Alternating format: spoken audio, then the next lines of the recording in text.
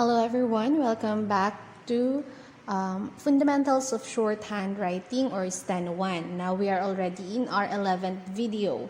Okay, so before we move on, please have with you your notebook or whatever paper you've been using in our previous videos na pinagsusulatan ninyo.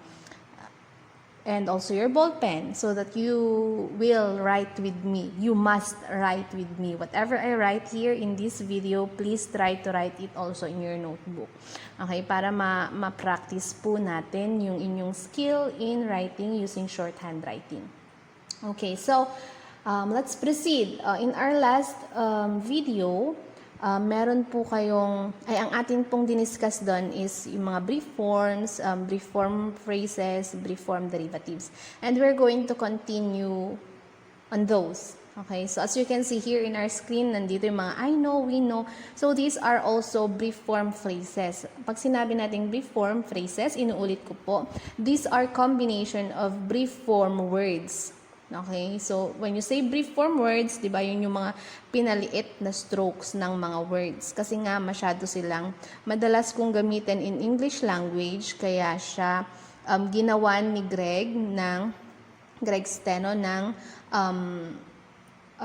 special na strokes, okay, para mas madali siyang isulat. So, pag pinagdugtong mo itong, pag nagsama or pag nagkasunod ang dalawa or tatlong brief form words, dun nabubuo ang tinatawag nating brief form phrases. Kasi instead of writing these words separately, we put them together in one stroke. Kaya siya tinatawag na brief form phrases. So you have to beware or be careful when transcribing from shorthand to longhand. Diba? Kailangan talaga dito nagtra-trial and error kayo. Para nang sa ganun makita ninyo if these strokes are one word or is it a phrase. Kasi medyo nakakalito. However, when as you move on or as you come to develop your skill, hindi na masyadong mahirap 'yan, okay? Medyo madali-dali na ring kasi you're becoming familiar with the strokes. Mas ginagamit mo na siya, madalas mo na siyang ginagamit. Okay, kaya nagiging familiar ka na, hindi na kailangang paulit-ulit na nagta-trial and error ka. Kasi once you used it in a sentence and you were able to successfully transcribe these phrases or strokes into longhand, the next time that you're going to encounter this stroke, syempre familiar ka na, alam mo na kasi nga transcribe mo na siya into longhand. Okay? So, masyado na mahaba. Let's proceed. I know. How do we stroke I know? I know is I know. Kasi nga, meron tayong stroke ni I, na yung big circle na yan. Yan ang nagre-represent kay I. And the know, which is N and soft O. Kaya ganyan. I know. Okay, so the next one is we know. How do we stroke we? It's W na downward hook, and then E, and then N, and then soft O. We know. Now, as you know, as is represented by the stroke of A and S, and then U is represented by the downward hook, and then know is N and O. So, ayan po yung, wala palang no. I'm sorry. So, as U is just A, S, and U. Okay, so as you. Let me check first if tama po yung pinagsusulat ko. Okay, so yan, tama. So as you or as your, kasi we have the same stroke for you and your, di po ba? Kaya parehas yan ng stroke. Magkasama si as you and as your, meaning iisa lang yung stroke nila. Okay, so ganun din yung as you know. I think hindi siya included dito, pero katulad ng stroke ko kanina, ilagay natin. As you know. Ang stroke niyan is as you and know. Ayan. So, as you know. So, this is also considered a brief form phrase, as you know. It's represented by the stroke of A, S, U, and N, O. So, as you know. And then, if the is represented by the stroke of E, F, and TH. Yan, TH po yan. Yan po yung tinatawag nilang TH. Okay, hindi siya straight line. It's a curved line. Yan. Curved line. Next is if you. It's E, F, and the stroke of O. So, the same si if you and if your. Parehas po yan ng stroke. The next one is if you have. So, we have E, F, and U, diretso na kay V. So, yan po yung if you have. Nakita po ninyo yung difference ng F and V.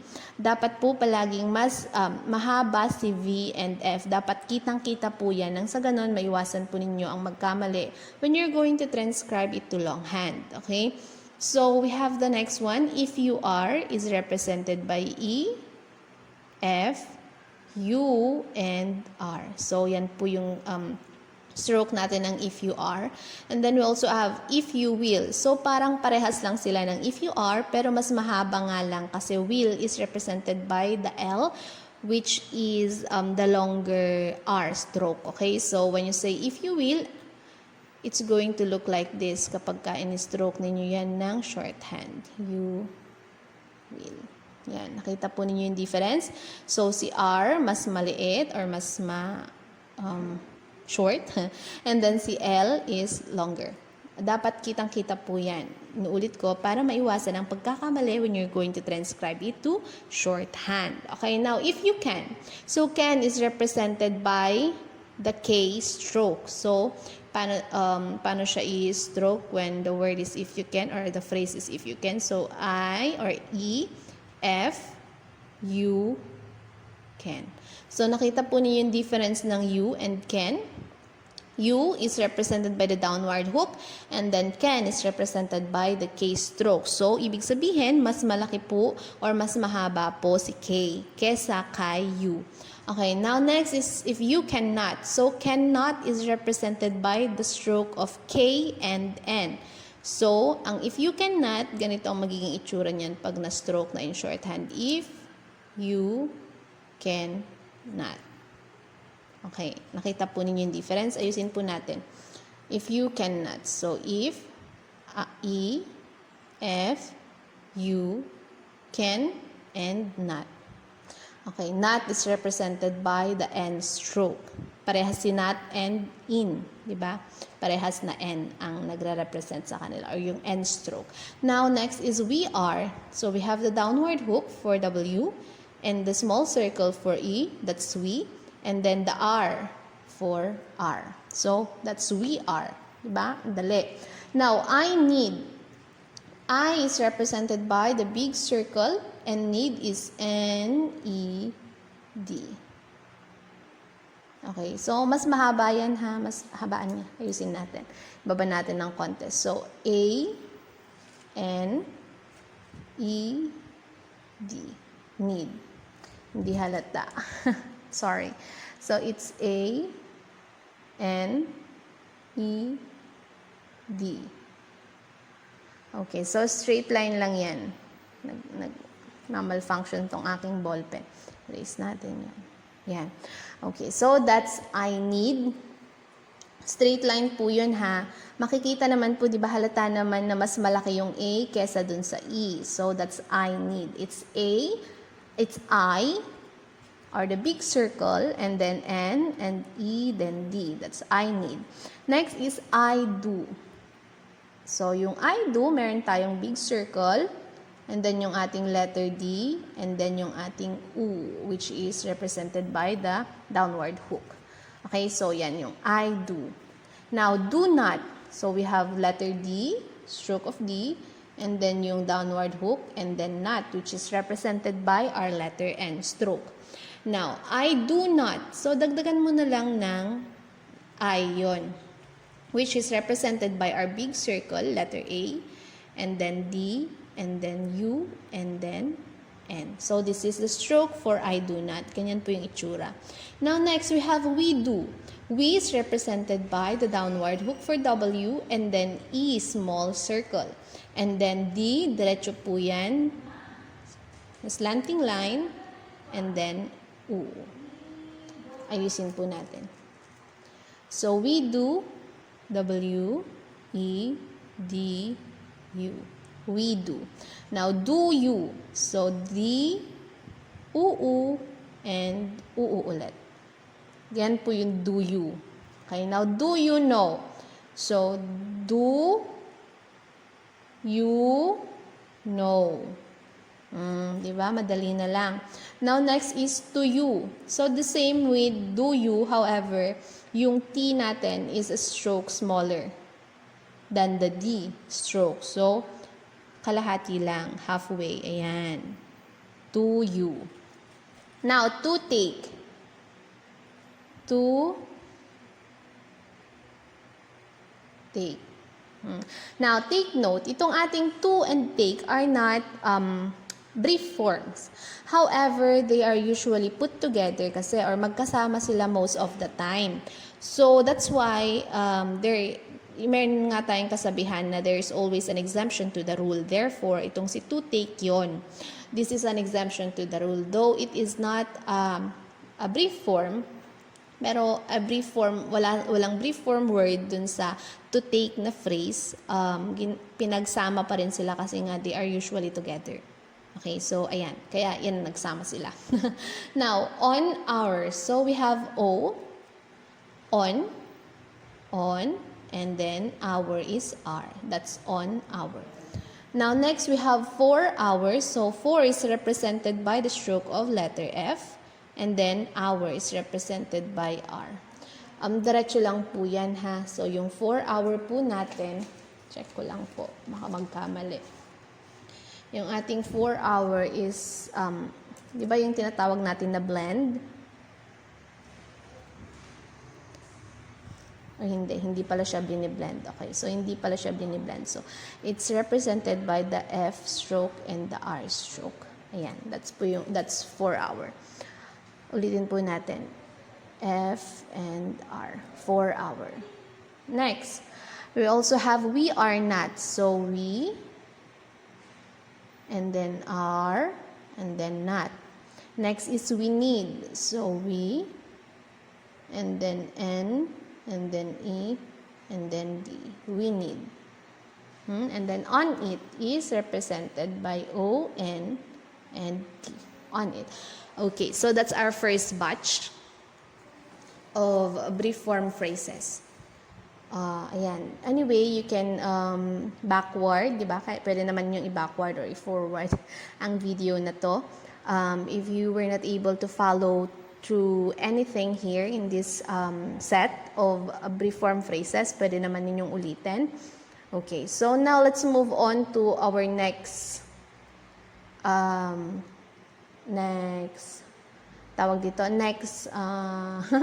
oh my gosh, nablablanko ako. Next set of brief form phrases. This is the can phrases. Ito yun.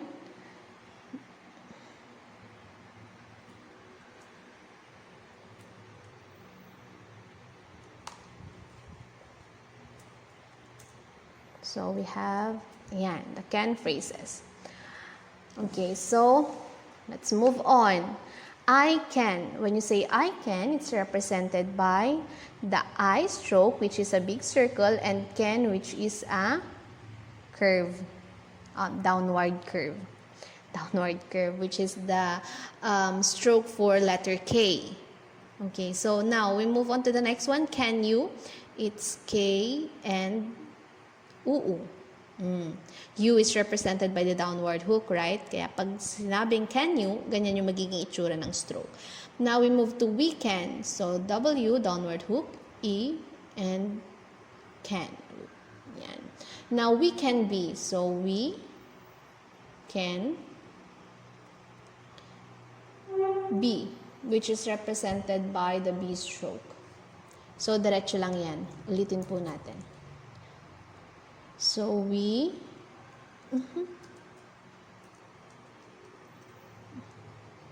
sorry.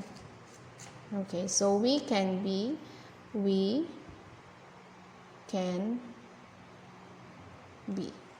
So we, K, and then B, which represent the B word. Diba? Brief form yan, B. Now, we cannot. Next is the we cannot phrase. So we W-E can not. Yan. Next is we cannot be. So, we can not be. Okay, so that's all for our can words or can phrases. Now, we move on to our next set of phrase, yung will. Will phrases. Okay, so our will phrases, ito, yan. Erase natin yun para hindi nakaka-distract. Okay, so will phrases. We is represented by the downward hook and E. Oops. Yan, nakita po ninyo. Magiging iba yung stroke pag nagkakamali. Okay, so we, nagmamalfunction na yung aking ball pen. So we, ayaw pa rin. We. Here. We will. Ulitin natin. We will. Okay, so we and the L. Will is represented. Will and well are represented by the stroke of letter L. Now, we will have. We will have. Have is represented by the V stroke. We will be. So, we will be. We will not. We will not.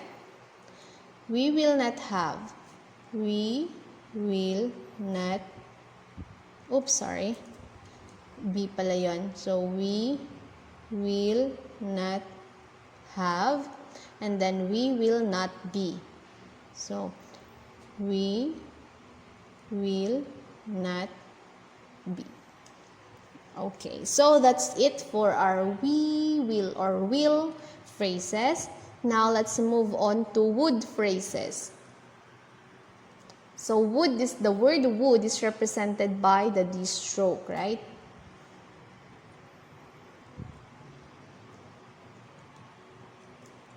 Okay. So, we would, we, and then the D stroke. That's we would. Ayusin po natin. One more time. We would. Now, next is we would have. So, we would, and then the stroke for have is letter V. Now, we would be. We would, and the stroke for be is B. Yan. And then, we would not. We would not. We would not have. So, we would, ulitin po natin, we would not have. Next, we would not be. We would not be. Okay, so as you can observe, di ba, paulit-ulit lang. Ang napapalitan lang naman is yung would, yung will, yung can, pero the rest are almost the same. So, by exercising or by trying to write it again and again and again, dun po natin na-familiarize yung ating sarili dun sa mga strokes. Okay? So, it's really very helpful if you really want to learn this subject or this course, which is steno writing or shorthand writing. You really have to have patience in writing. Okay? So, that's all for would phrases. Now, let's move on to our next set of phrases, the might. Okay, so when you say might is represented by the M-I, the long I ha, yung may broken big circle, that's I. Yung stroke ng might natin is M-I-T. Okay, so here it is, I might. So let's start with I, big circle, and might is M-I-T. I might. Kita po ninyo yun, broken circle ang tawag dyan. Meron siyang ganun. Now is I might be.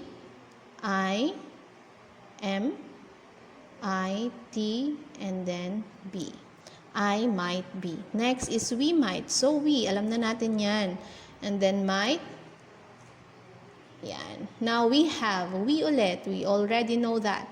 We might have.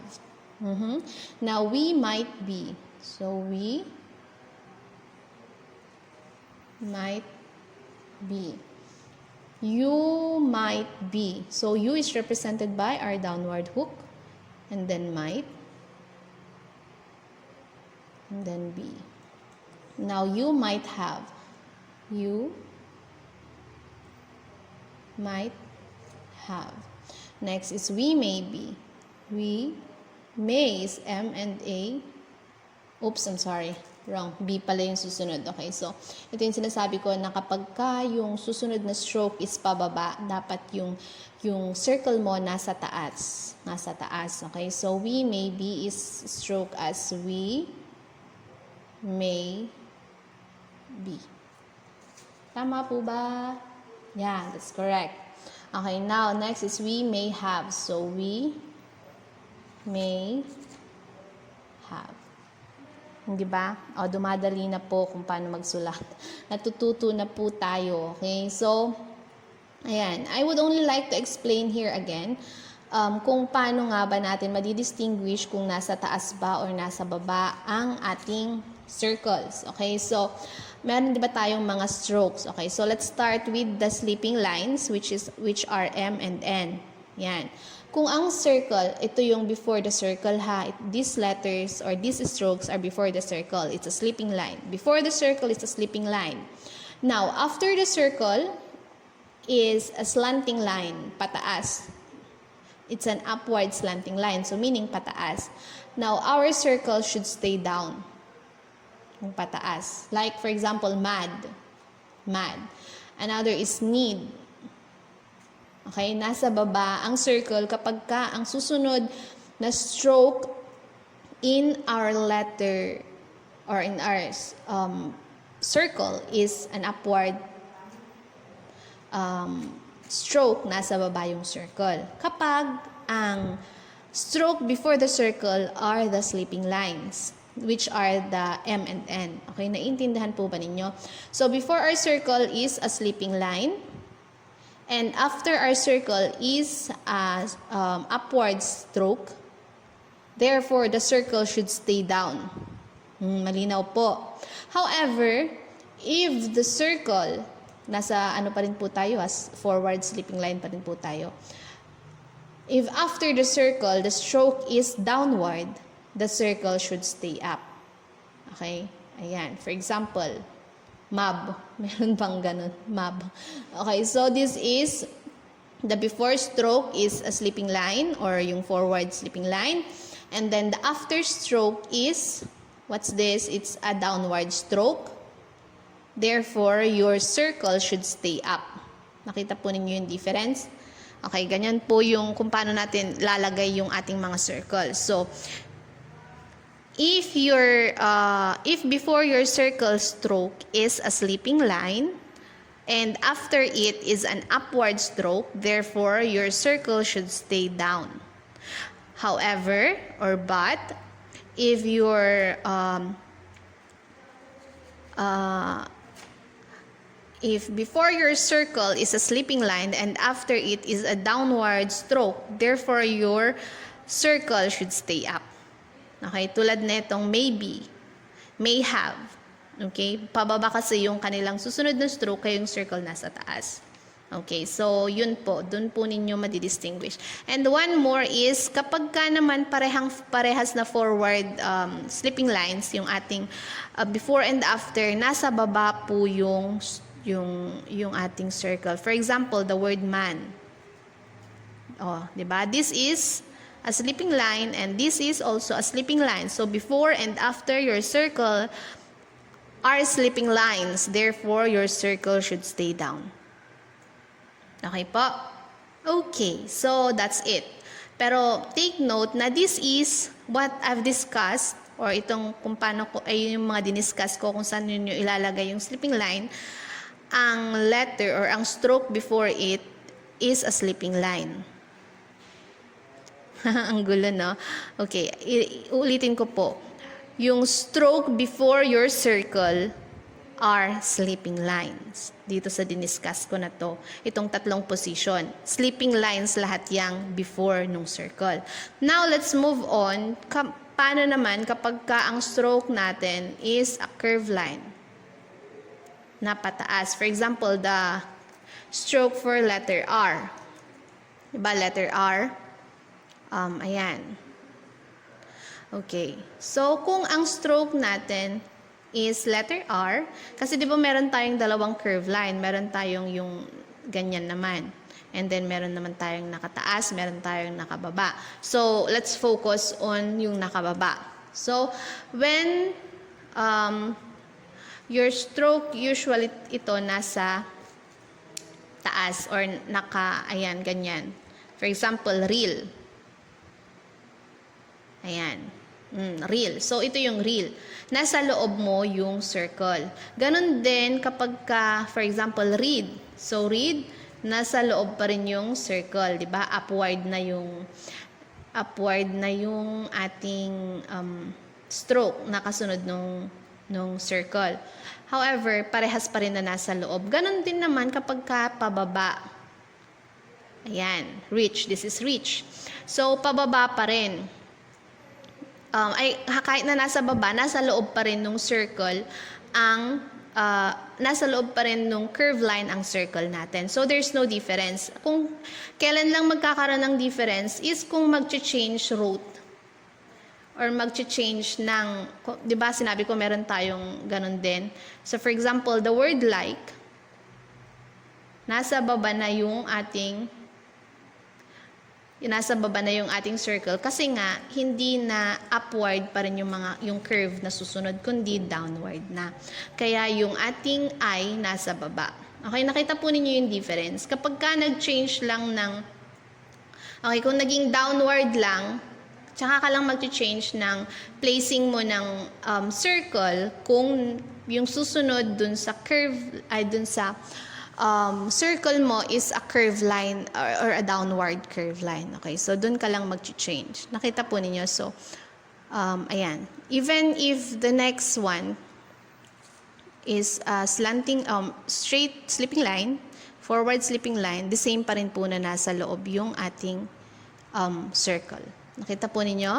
Nasa loob palagi yung circle. Kapag ang stroke before your circle is a curve line or curve line na pataas. Upward curve line. Okay. Tsaka lang siya magbabago kung ang susunod dun sa I or yung susunod dun sa circle is naging downward curve line na. Okay. So, dun na muna. Mag-stop na muna tayo dun para hindi kayo masyadong information overload. Okay. So, I've decided not to give any exercises here in our videos. Anyway, we have been writing almost lahat na yata ng words. So, yung activity na lang ninyo ang gawin ninyo. Okay? So, yan. Magsasubmit na lang kayo. Then, kapag nag-submit na kayo, doon na lang natin i-check kung tama ba or mali yung mga strokes ninyo. And also, feel free still regarding with your activities, kung meron kayong hindi magawang stroke or kung hindi ninyo intindihan dun sa mga strokes, especially if it's from shorthand to longhand, feel free to message me or contact me anytime. Or kung talagang kailangan niyo ng one-on-one tutorial or one-on-one discussion, pwede naman po kayong pumunta sa school. I'm available at TTHS afternoon. Okay, so that's all for this video. See you in the next one. Good day and God